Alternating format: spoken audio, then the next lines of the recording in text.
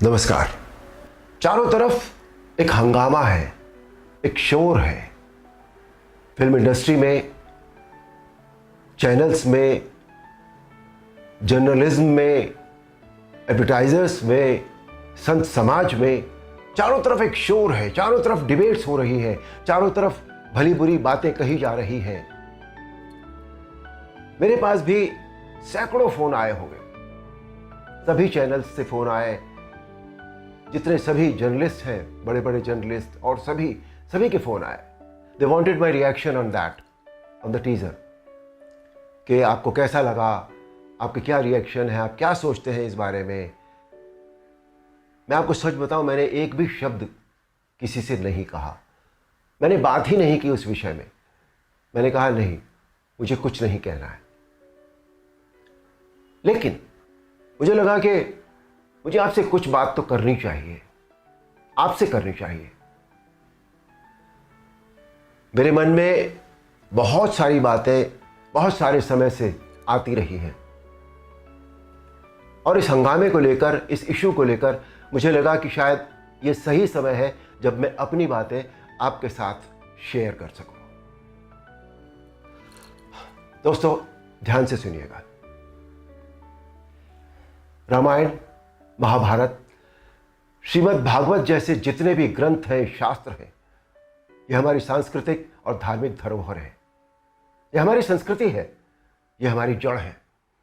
सारी मानव सभ्यता के लिए ये नींव के समान है, और न तो नींव को हिलाया जा सकता है और न ही जड़ को बदला जा सकता है।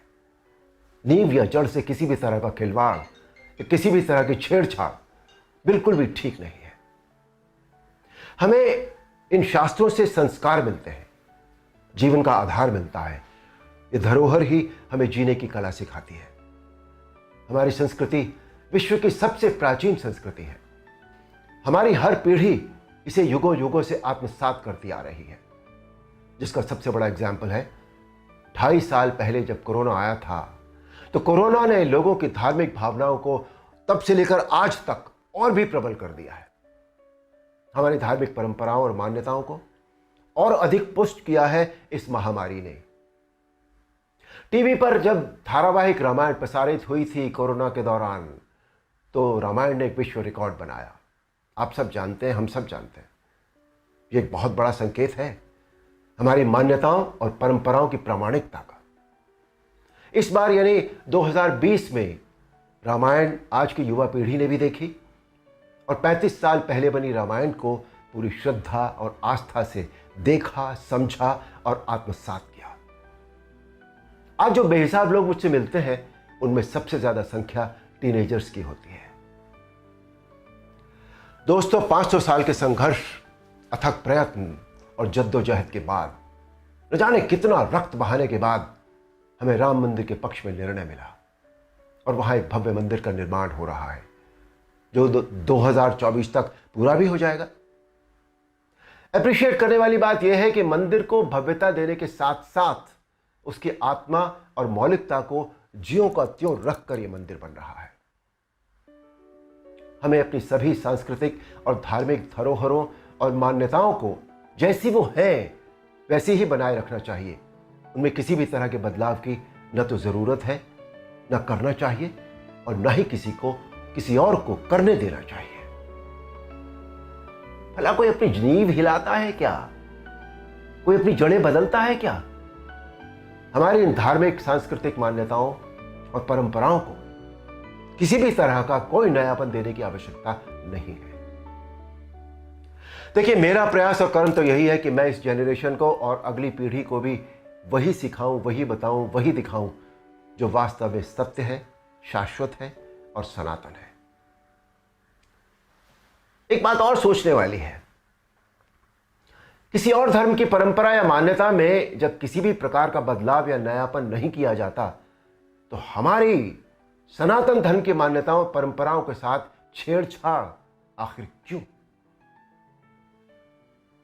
आजकल एक चलन सा बनता जा रहा है कि सनातन धर्म का मजाक बनाओ, देवी देवताओं के ऑब्जेक्शनेबल पोस्टर बनाओ, अभद्र भाषा में बोलता हुआ दिखाओ। आखिर किसने अधिकार दे दिया कि कोई हमारी धार्मिक आस्था से छेड़छाड़ करे या हमारी भावनाओं को ठेस पहुंचाए। कुछ फिल्म मेकर्स,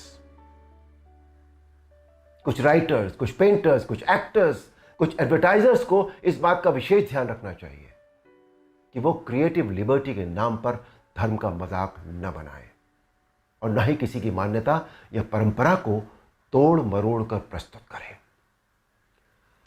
दोस्तों, ये किसी राजनीतिक पार्टी या धर्म के लिए नहीं, बल्कि पूरे देश के लिए एक स्वाभिमान बढ़ाने वाली बात है कि आज हमारे प्रधानमंत्री श्री नरेंद्र मोदी जी के नेतृत्व और कुशल मार्गदर्शन में देश के कोने कोने में सांस्कृतिक, धार्मिक और ऐतिहासिक धरोहरों को पुनः पहचान मिल रही है।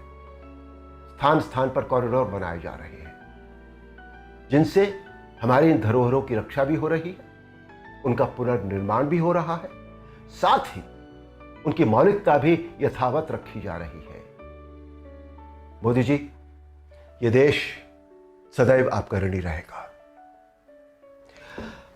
मेरा अनुरोध है आप सबसे कि आप सब पूरी सक्रियता और जागरूकता के साथ अपनी अमूल्य सांस्कृतिक, धार्मिक मान्यताओं और धरोहरों को सहेज कर संभाले रखने का संकल्प करें और दूसरों को भी इसके लिए प्रेरित करें। धन्यवाद। नमस्कार।